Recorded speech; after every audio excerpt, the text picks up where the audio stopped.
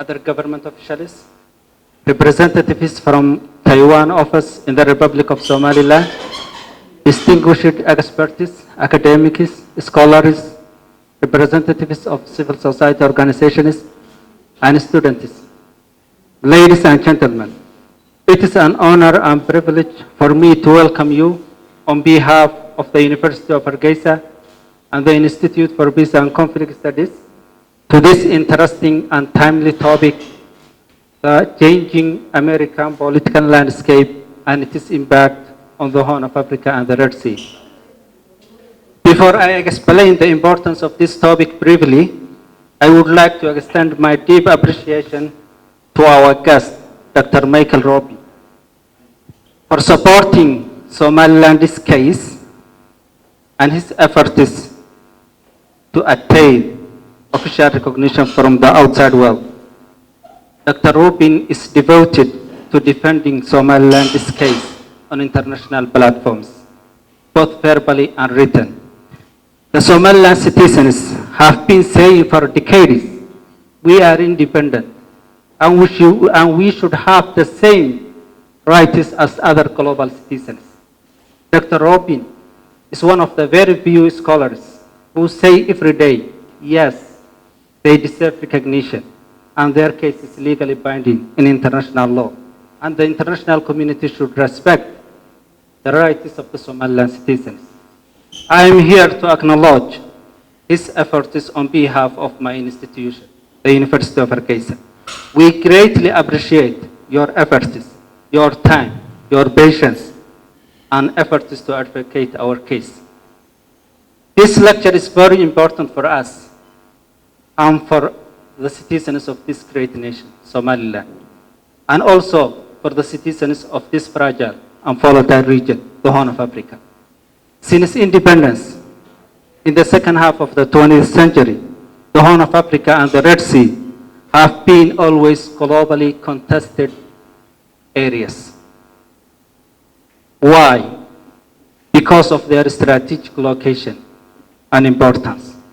Because of the diverse resources endowed with. The Horn of Africa is where the longest transboundary water, the Nile River, originates. It is one of the cradles of the human civilizations. The large-scale prehistoric caves and ancient rock art in Somaliland is a classic example. It is where the three Abrahamic religions are found: Islam, Christianity, and Jew. And it is where multi-ethnic groups are found, including very traditional society and groups. Apart from all those group factors, the Horn of Africa and the Red Sea are adjacent to the region which has the largest reserve of oil in the globe, the Middle Eastern region. The two regions have interwoven and intertwined histories, cultures, and religions. Because of all these attributes, the Horn of Africa has been caught between the competition of the superpowers of the day, the United States of America and the Soviet Union. Today, the Horn of Africa and the Red Sea are through the lens of competing global powers, such as Russia, which is reviving and trying to get a foothold on the region, and the Chinese, which arrived in the Horn of Africa and established its first ever military base in the Horn of Africa. Why? Because China wants to expand its sphere of influence to the African continent in general, and the Horn of Africa in particular. However, the question is, where is the United States of America in the current Horn of Africa politics? And what is its role in regards to the changing political dynamics of the Horn of Africa and the Red Sea, and its strategic importance from the age of Cold War to an era of war on terror? The answer emerges from our today's lecture. Without going into detail, I would like to welcome our guest speaker, Dr. Michael Rubin. Dr. Michael Rubin is a resident scholar at the American Enterprise Institute, where he specializes in Iran, Turkey, and the broader Middle East. He also regularly teaches classes at sea about Middle East conflicts, culture, terrorism, and the Horn of Africa.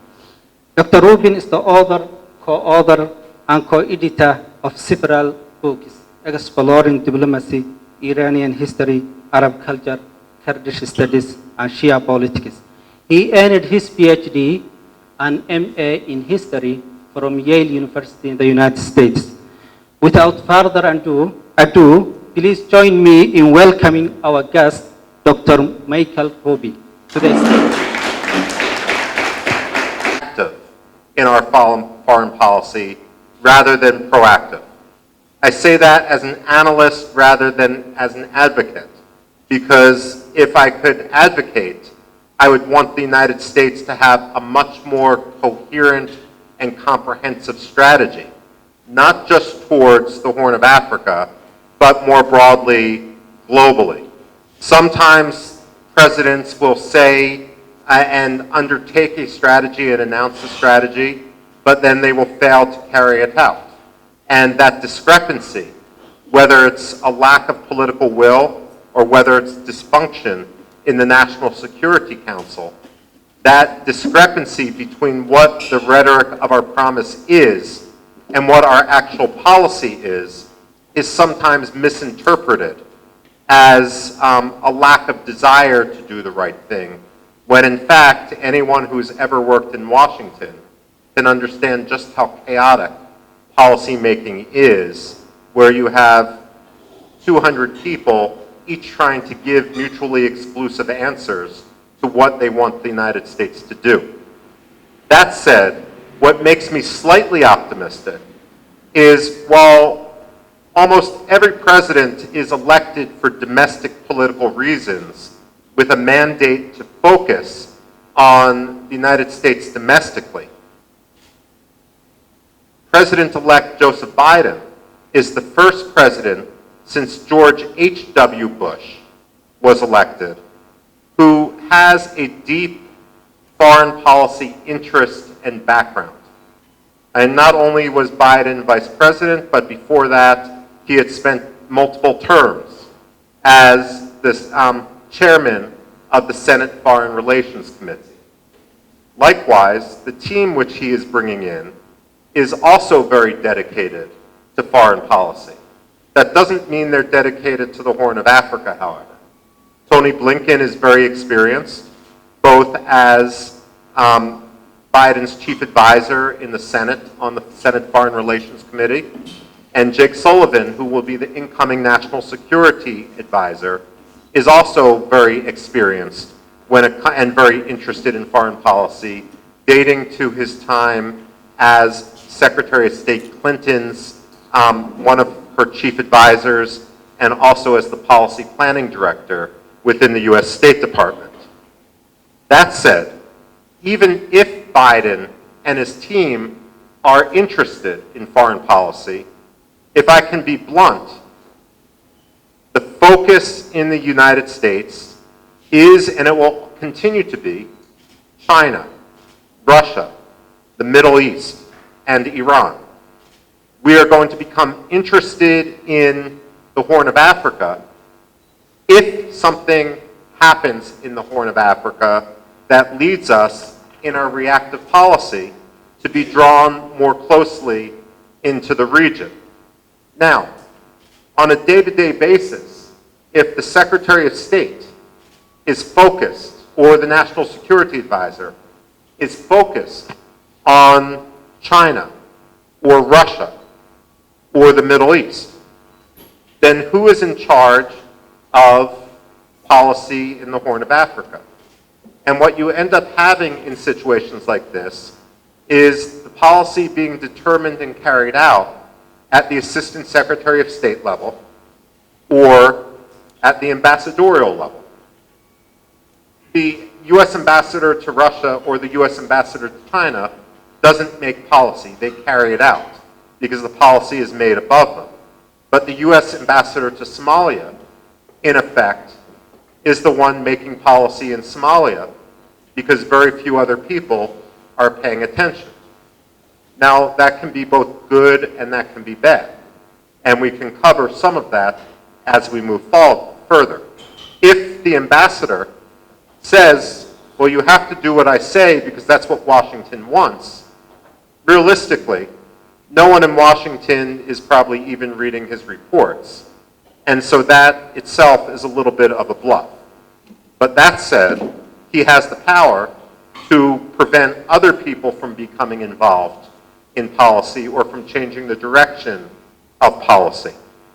Now, when it comes to the United States' position toward the Horn of Africa, given all the caveats I've already mentioned, specifically that at the highest levels of the US government, there really isn't that much interest at present. The fact of the matter is that those who are most interested in the Horn of Africa right now are the US military. And they're interested in the Horn of Africa just because as they plan and as they look 10 years in the future, they will see they will see both opportunities and necessities which they want to have open to them. That doesn't mean, of course, an invasion. The military is just one component of strategy. When the United States, when they teach strategy at US military academies, for example, they will teach that every strategy has 4 main components. They call it the DIME model. D for diplomacy, I for information, M for military, E for economic.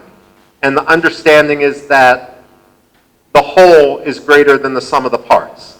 So for any coherent strategy, you need to have diplomats, military, economists, and those involved in information all working together hand in hand. That isn't necessarily the case in the United States right now. But the military will look at great power competition. They will understand that our major base in Africa, from which we carry out counterterrorism operations and other operations far beyond Africa, is in Djibouti. And yet China has now, as we heard in the introduction, opened its first overseas military base there, and more importantly, invests more than 10 times what the United States invests in Djibouti.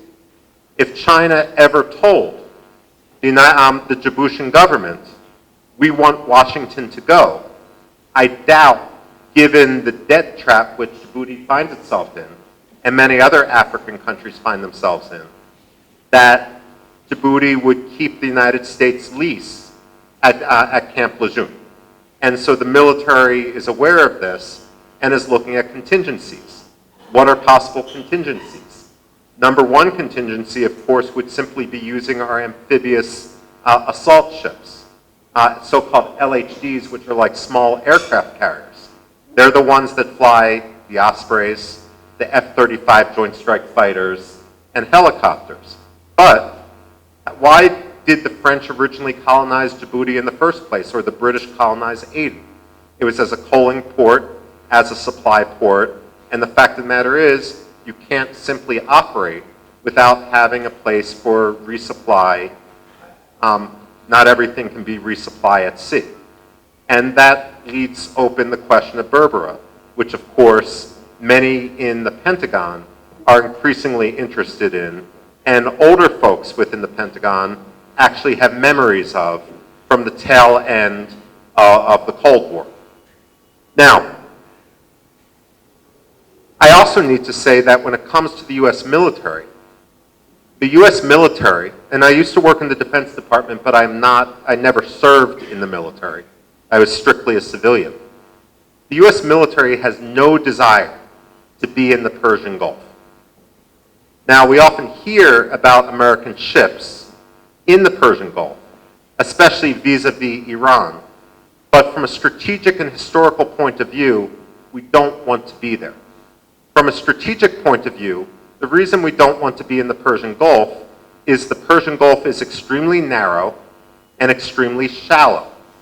At its greatest depth, the Persian Gulf is only 100 meters deep.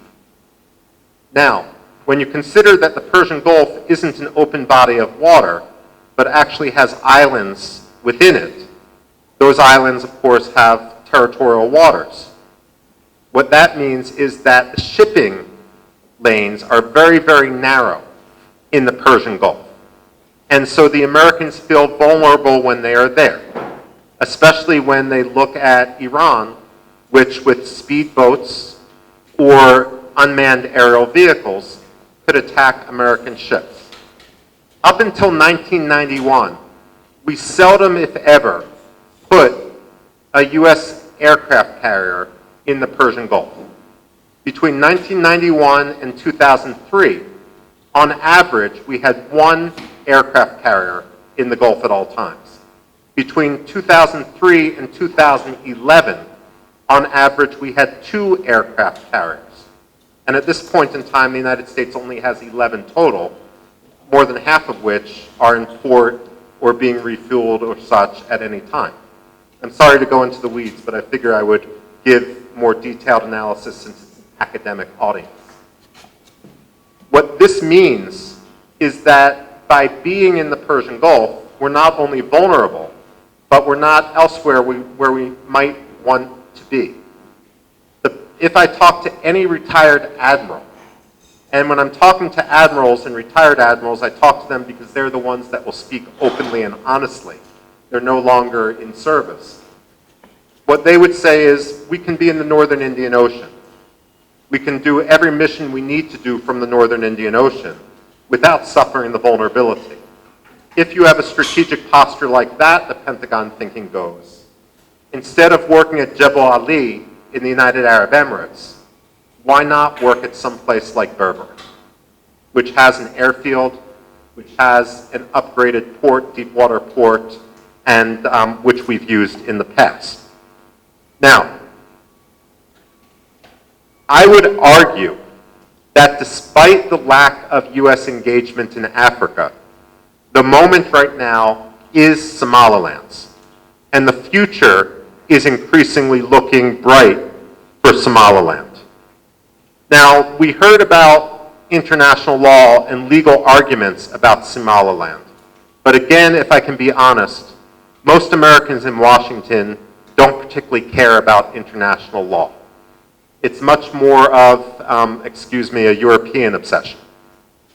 And it's also fair to say that when it comes to international law, most people who quote international law will quote it in such a way that they forget that the very basis of law is about argument and precedent, and there's seldom one interpretation of international law. That said, I find Somaliland's legal case to be compelling. And even if one doesn't want to look at the 1960 independence as the precedent, the fact that Somaliland, unlike many other would-be independent states, has actually had its borders determined by treaty over the past 100 years is important. But let me move beyond international law. When I say that the moment is Somaliland's, it's not just because of the positive aspects of Somaliland, it's because, unfortunately, of where the rest of the region is going. If I can be so blunt, it appears that both Somalia and Ethiopia are unraveling. In Somalia, and both countries, of course, may have this unraveling catalyzed or exacerbated by forthcoming elections.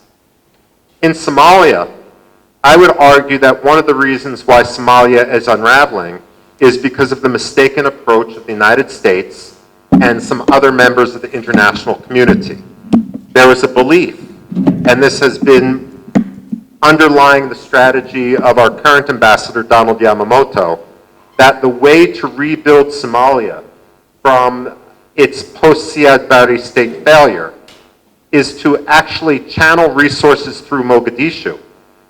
And through the channeling of resources in Mogadishu, build up patronage, which then the leader in Mogadishu, the president in Mogadishu, could use in order to consolidate control over the country.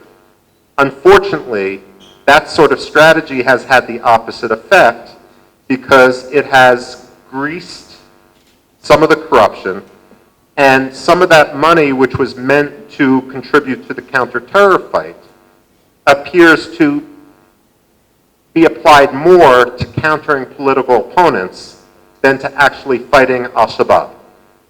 We can talk about that more in questions and answers. Suffice to say, we've seen with yesterday's announcement of the unilateralism of some of the forthcoming elections, with some states simply not participating, that it's not hard to see that there is going to be some serious political disputes in the future, and those political disputes could turn military. With regard to Ethiopia, we also have the situation with regard to Tigray. One of the things I worry about, I'm a historian by training, which means I get paid to predict the past. And admittedly, my critics would say I only get that right 50% of the time.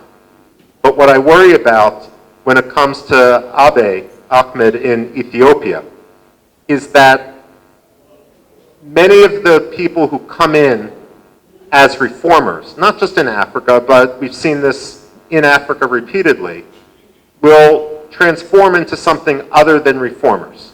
We've seen this with Isaias in Eritrea. We saw this with Mugabe in Zimbabwe, and so forth. Power can be addicting, and crises can be self-sustaining. Now, while a real argument can be made that the ethnic federalism of the 1995 Constitution in Ethiopia was not the solution for Ethiopia, the fact of the matter is, to unilaterally abrogate that constitution isn't the process through which the situation can be resolved. There's legal ways to resolve that.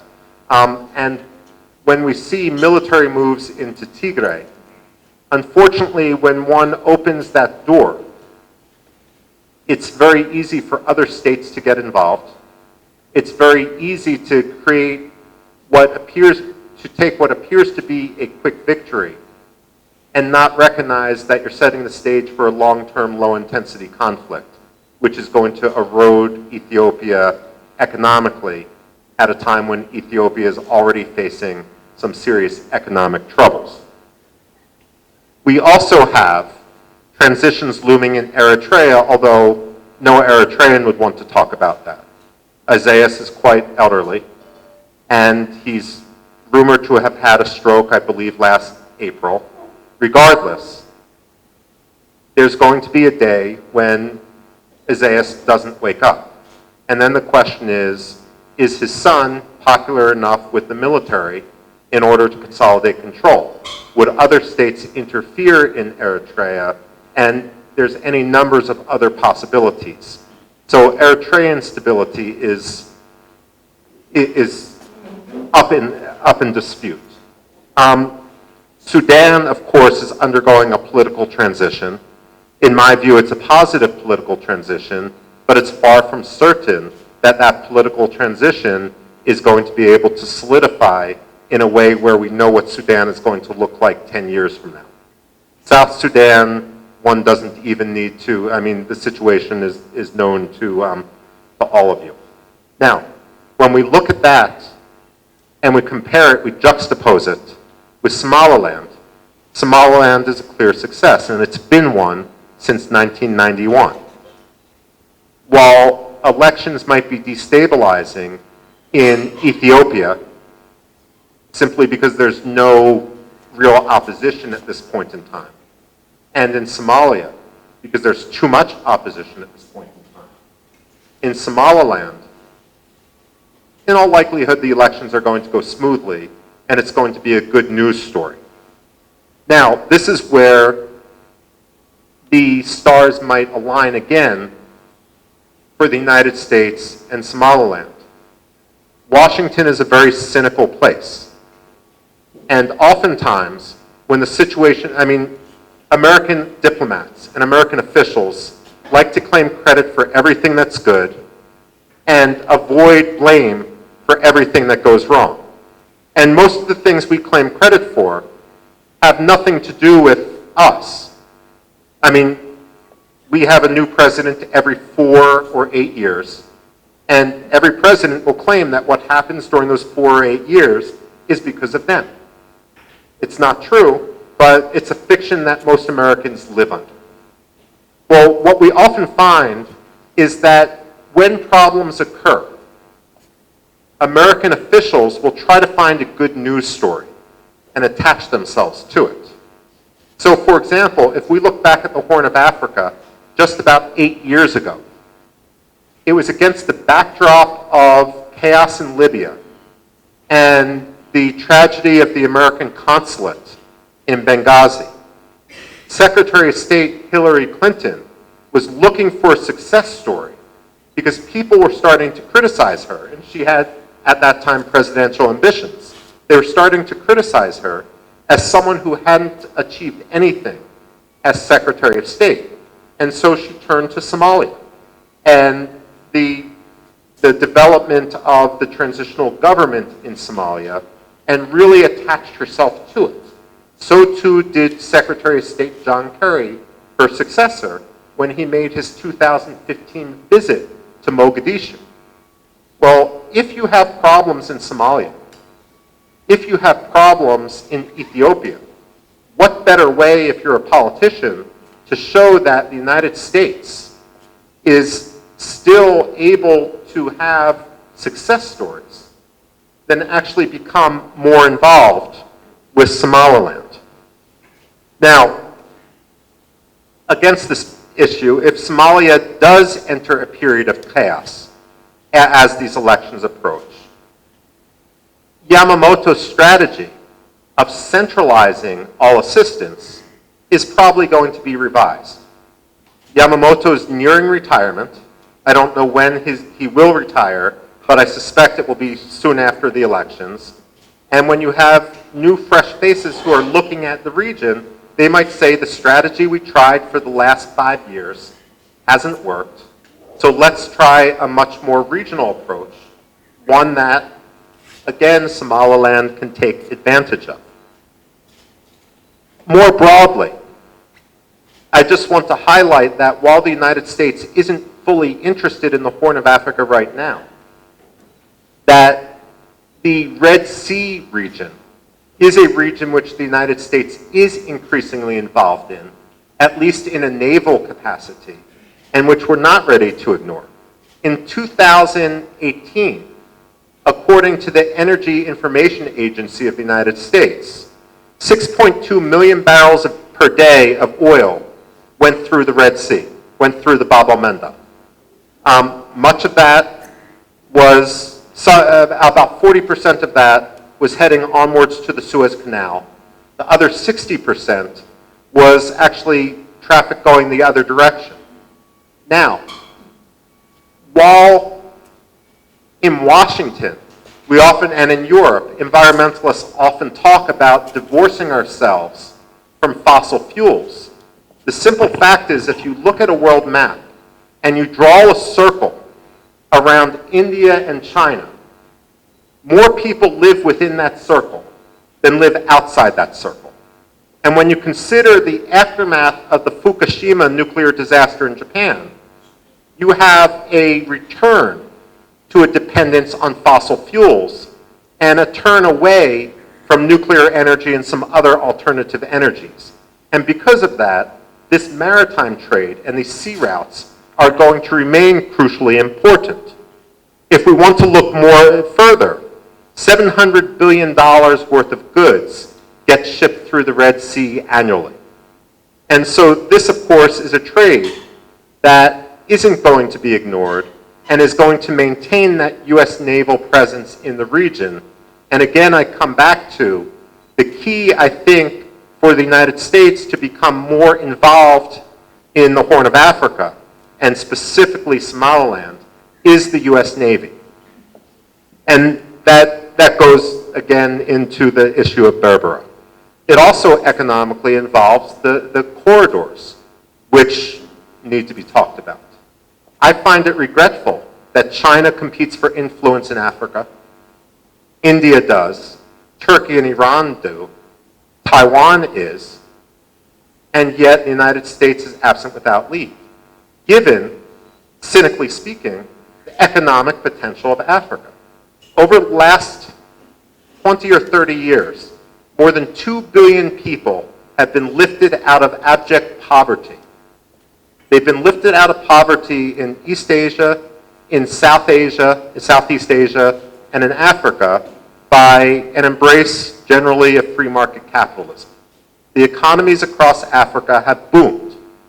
And the corridor, given the population of Ethiopia, given the strategic importance of the Horn of Africa, the corridors into the interior of Africa are going to be hugely economically important, and that's something which the United States might be late to the game on, but isn't going to forever escape our attention. Lastly, I'll just highlight, of course, the great power competition. China is, every conversation with serious strategic thinkers in Washington involves China and the threat from China. Honestly, personally, I'm more worried about the decline of China than I am about the rise of China. And when I say that, it may seem counterintuitive, but because of the one-child policy which occurred for decades in China, they're nearing a demographic precipice where their population is aging. Demographically, they're not going to have as many young people who are going to be able to replace them. That's going to create economic strains, and so I worry about China lashing out militarily in order to cover its economic decline. At the same time, Russia, I don't see as, it tries to be an actor in this region. I don't see it as much of one. And India, I see, as with Taiwan, to be a very positive actor. The Taiwan move, by the way, which the establishment, the exchange of offices and relations between Taiwan and Somaliland is incredibly important. It's great news. I wrote this before I realized our Taiwanese friends were going to be here. So this is sincere. It's not me being diplomatic because I'm not. It's hugely important, hugely appreciated, and I think it really also changes the dynamic and it catches the attention not only of the United States but other democracies. And so I would certainly hope that the Biden administration will do all that's necessary to keep that relationship on track and support its expansion. With that, I've laid out a number of different issues, but just to summarize it, the dark clouds on the horizon is I see a great deal of instability coming to the Horn of Africa. The silver lining is that Somaliland is going to be an exception to that. The question then becomes, can the United States recognize the opportunities which are presented in a proactive way, or are we going to wait until act more reactively? In deference to our British friends, let me just end by quoting Winston Churchill and what he said about the United States. Of course, what he said is the United States always does the right thing. They just try everything else first. So hopefully we can defy Winston Churchill's logic there as we move forward in our relationship. And with that, thank you very much.